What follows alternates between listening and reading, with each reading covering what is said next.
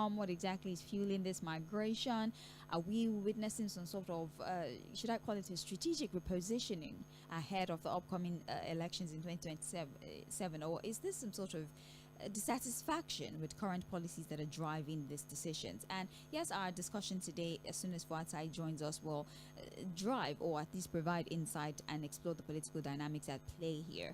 And we would also feature, of course, some political development. We will talk about economics. We'll talk about state of the nation. We will talk about alliances, amongst other things. But I encourage you to join our online community. Yes, join us via social media on Facebook, YouTube, where we stream all our programs live. And aside from that, even if you're unable to join the program in real time, you can go on there and you will post early in the day. Welcome once again. This is Trends in the Papers on Milan 98.3 FM. I'm Sage Babalola, and our in-house analyst Fᴜʟʟᴏ now joins me via the phone as we have conversations, like I said, primarily about the political shifts that we've seen in the past 24 to 48 hours. Fᴜʟʟ, good morning to you. How are you doing today? Good. Good morning, Steve. How are you doing? Me? Good. I've had a good laugh in the past 24 hours. And the only logical reaction, the only response that your brain can offer to you is just to laugh it away, because you're trying to, it's just the epiphany you get when certain stakeholders make decisions that, oh, so this was never about me. This was never about my brother in the north. This was never about my sister in the east. This was really always about you at the end of the day. And for those of you who are confused as Delta State have defected to the All Progressive Congress. Fᴜʟʟ, I saw you the minute you got that information. I know that it's not shock for you. It wouldn't be shock because there's been a lot of predictions that this might happen. But in your brain, what exactly do you think is the thoughts behind this defection? Well, I think Nigerians must now accept that and the reality of us who are on the other side of the divide. Hey, we've always said it on this platform. The same of the old same. So political parties in Nigeria are just vehicles for individuals to, achieve their political governance. And so there's even no conversation of the interest of the people. I'm sure these politicians in Delta over to the APC will tell you, oh, they consulted widely. The people of Delta State told us to do it, the people. When they were seeking the mandates of Delta, did they tell them that, at some point, we go carry on our votes or interest, move it to the APC? Not make their personal interest the interest of the state. I've already been seeing conversations like, oh, Delta has always been it's not good for Delta, for example. And that's when real dividends of democracy will come to Delta State. And I just laugh. So you have spoken to a lot of Delta State indigenous, Sage, and from JᴏɪＲ S쏘ლიᴇ Sage, these guys have done nothing to better the lives of people in Delta State. Poor infrastructure, poor state. And that's also one of the states in Niger Delta with the highest resources. If you are looking for states that collect the highest resources from the Federation, Delta State would have to be one of those states in Niger Delta. For good people, just get yourself into the political structure of the state, into political roundtable, and even paper review. We have said it that, look, a lot of these politicians, some of them are afraid. They've not done well for the people, and maybe the consequence, the running mate of Atiku with that in the last election. I was going to go there, Fᴜʟʟ. I think about it as he is. He doesn't have... who then is going to support this coalition of he? And we've said it severally too.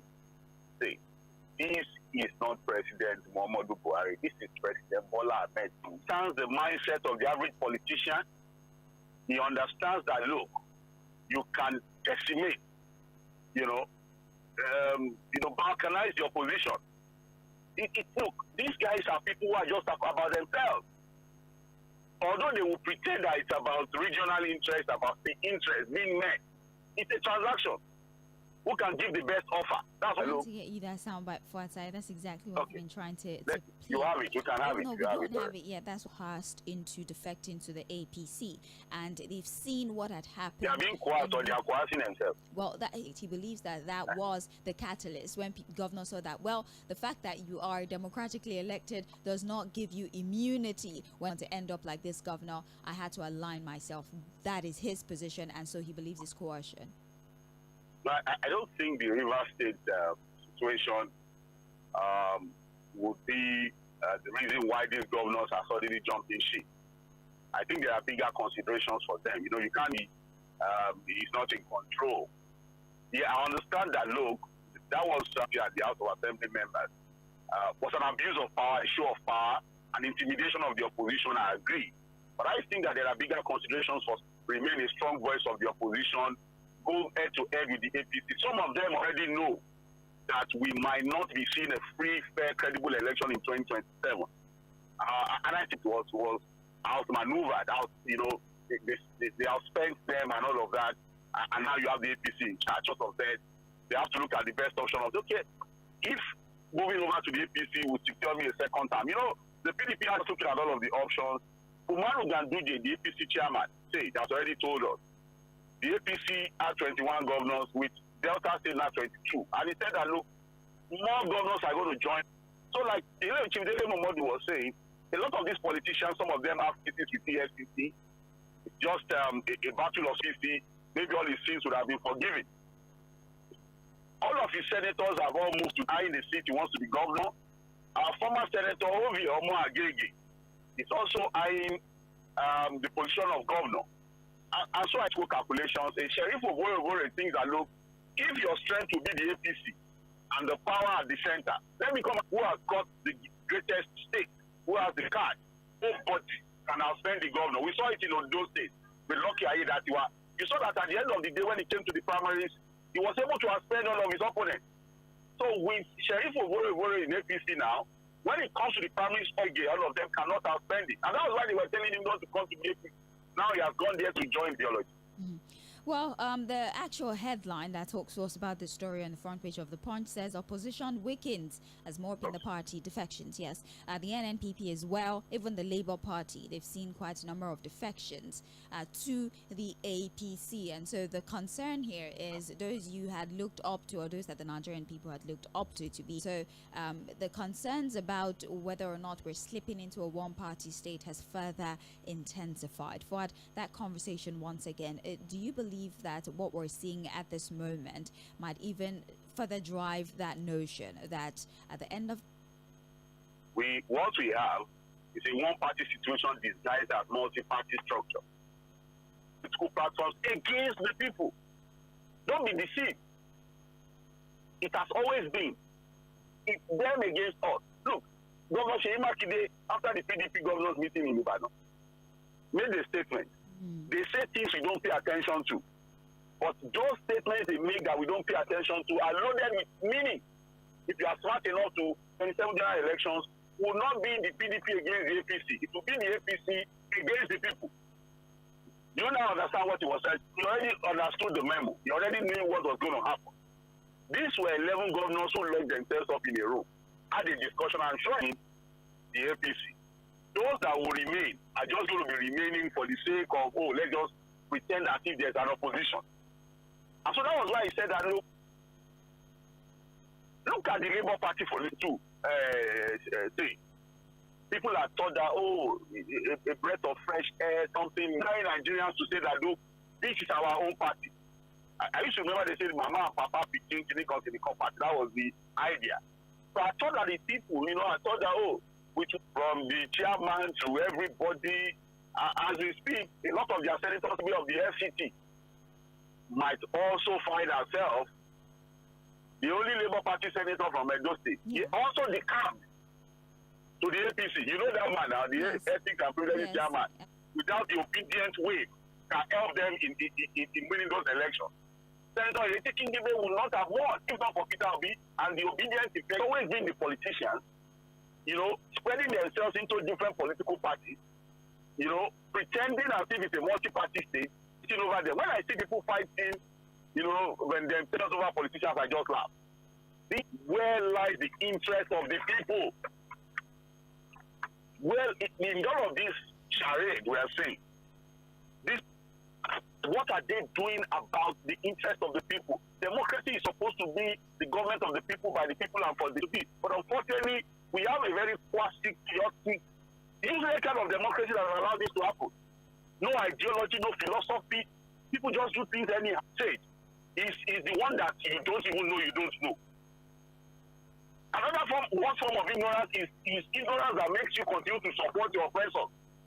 The people that have put you in basic poverty, you still, because of maybe ethnic sentiment, religious sentiment, continue to support them. It is still us against them. The us is the day. When will those promises be fulfilled? So it is still a one-party state. Still trends in the papers on Milan 98.3 FM. The sound was seen from different political parties into the APC. The most recent happens to be the entire Delta political structure that originally used to be of the PDP have now moved to the APC. Senators eyeing the APC. And NPP senator in Kano, don't move. That's what I'm saying. For an NPP Labour part then happens come 2027. Who is supposed to stand on the other side of the line? We're streaming this particular program on Open Mic Thursday, so there's no restriction. You can comment on any aspect of the story you would like on our streaming platform. Let's talk security for outside. You know that following the president's return, he had a conversation with the service prince from intelligence chiefs. President Bola Tinubu has ordered a security outreach to the hotbeds of recent killings. Badu revealed this to State House correspondents after a 4-hour security brief to go and meet the political authorities there. That's what Badu told reporters. So basically, I have read through the report really, and the hotbeds, and have conversations right with them so that they can come up with a way to abate the insecurity in the country. I was hoping to hear a more strategic plan, right?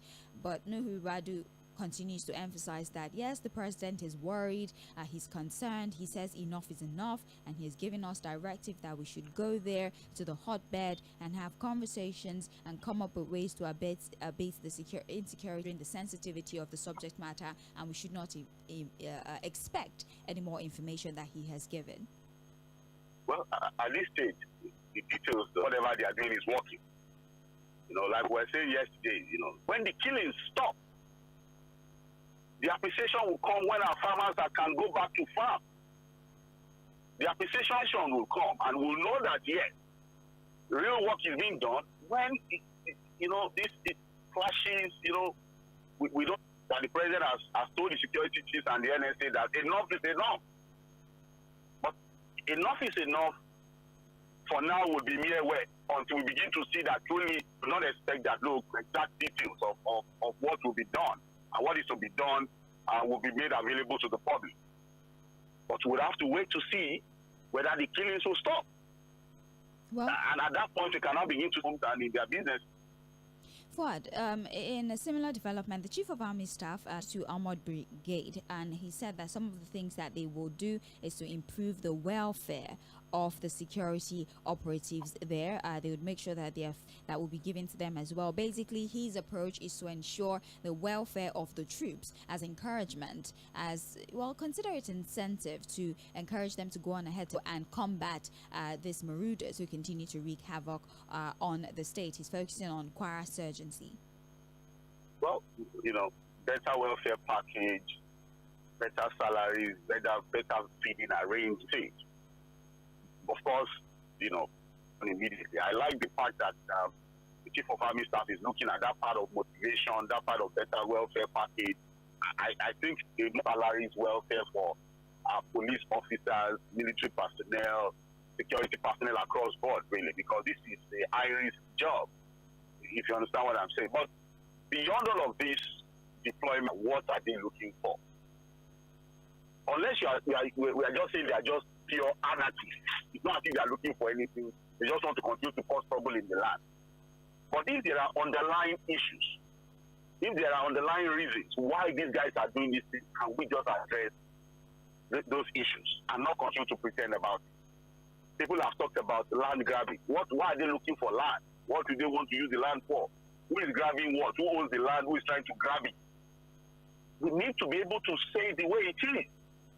Agree, and then tomorrow it happens again. We start to say the same thing because that has been the pattern. So it has to stop. I like the words, the choice of words of the president. Enough is enough.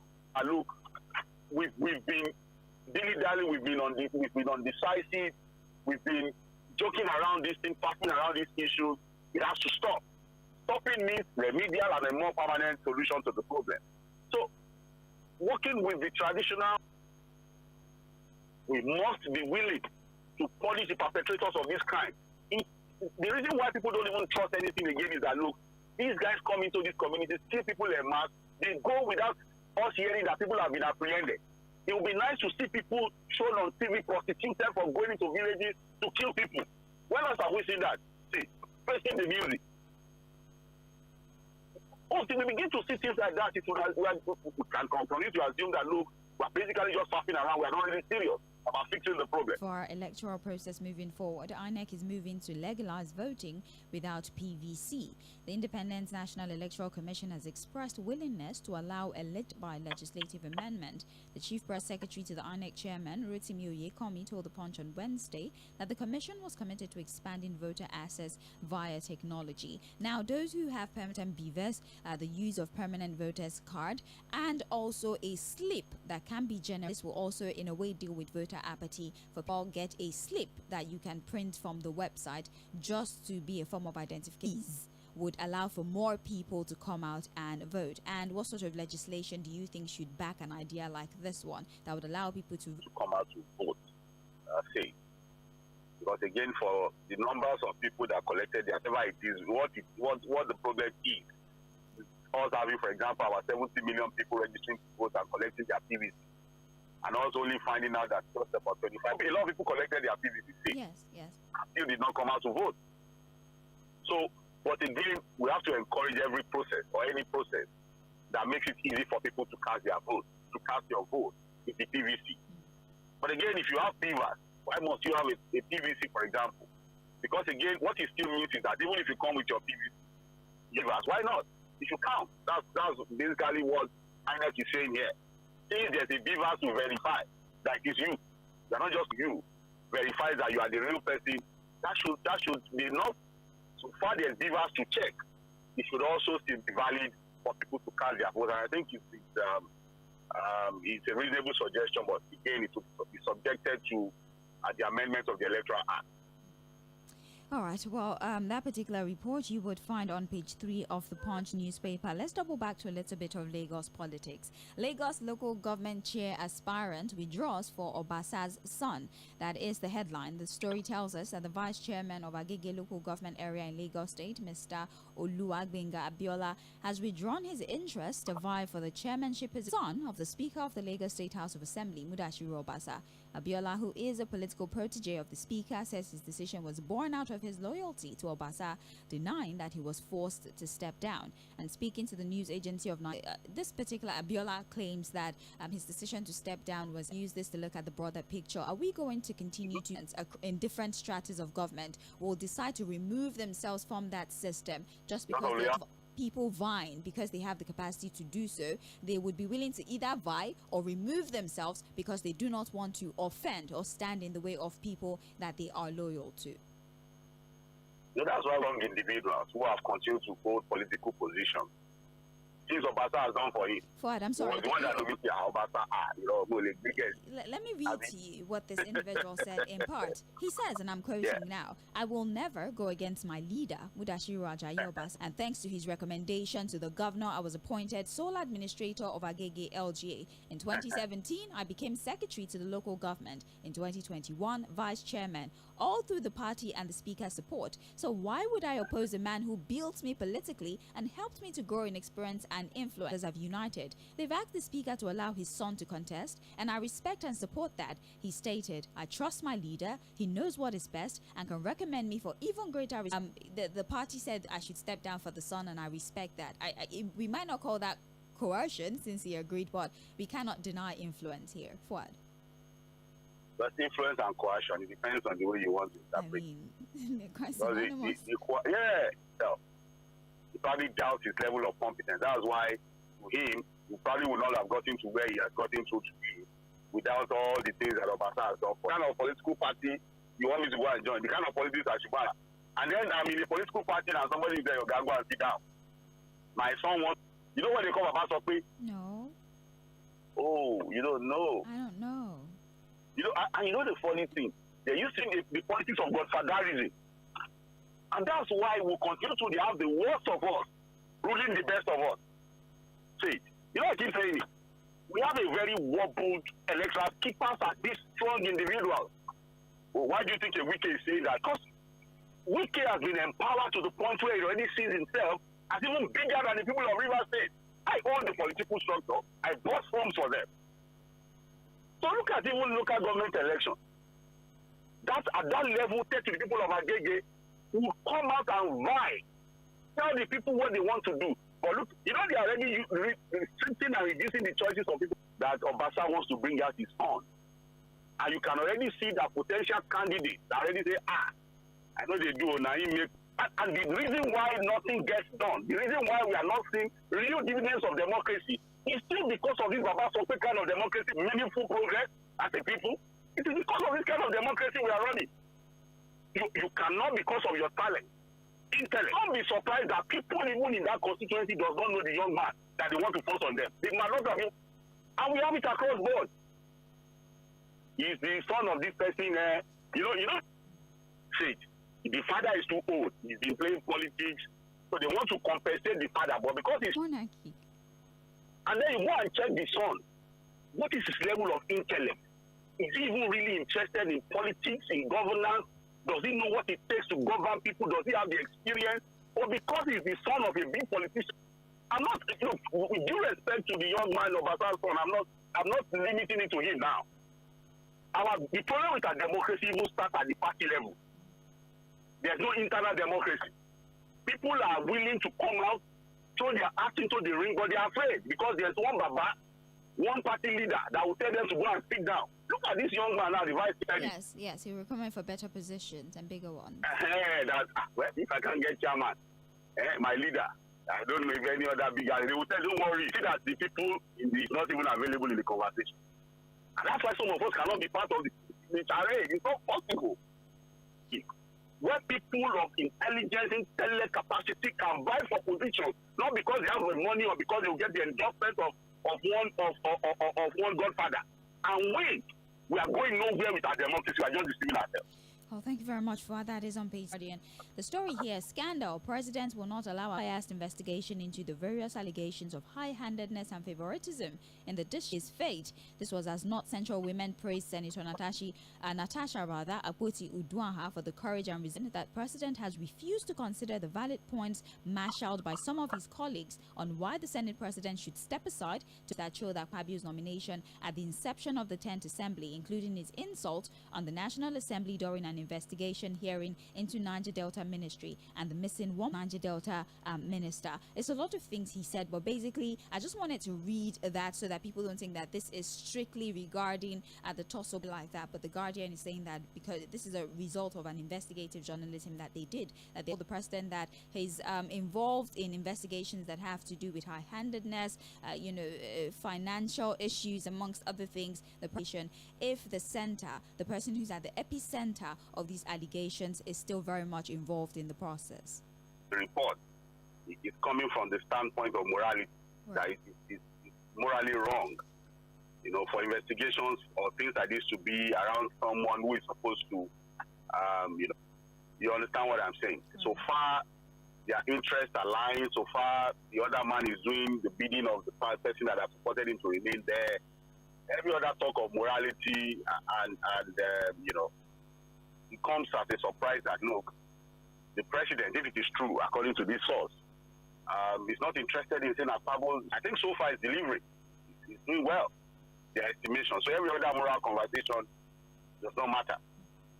Well, again, this is from an unnamed Senate. RIWA, the Human Rights Writers Association of Nigeria, has criticized President Bola Tinubu's administration for the proposed 10 billion naira solar panel project for the presidential villa. He says that the president, in his defense of this criticism, posted a video of the White House on X and their solar panel, arguing that Nigeria was following global best practices in renewable energy. Fuad, the statement is my question. You said, why did you have to do this? Not because I'm you. It's you that I want to be an analyst. Why did you have to bring what Mr. Fᴜဃᴜ posted into this conversation? Global best practices, Fuad. Yes. We don't have time so wait, I know. They are source of energy. Do you think Americans will really bother whatever source of energy the White House is? Because again, there's guaranteed power supply to every American, irrespective of your location. And it's a look, if you are taking yourself away from the national grid by investing a whole 10 billion naira to power Aso Villa, so where lies the fate of Nigerians who are hoping that one day you're going to fix the problem in the power sector? They might not pay attention to the problem that concerns the power sector and the national grid. The same conversation around the use of public hospitals say that look, maybe if our leaders are using all these public hospitals, they'll fix the problem. But because they have the money to fly out of the country, use the best private hospitals in Nigeria, they really will not want, for example, to provide alternative sources of power for themselves. So how does the U.S. example make any sense now?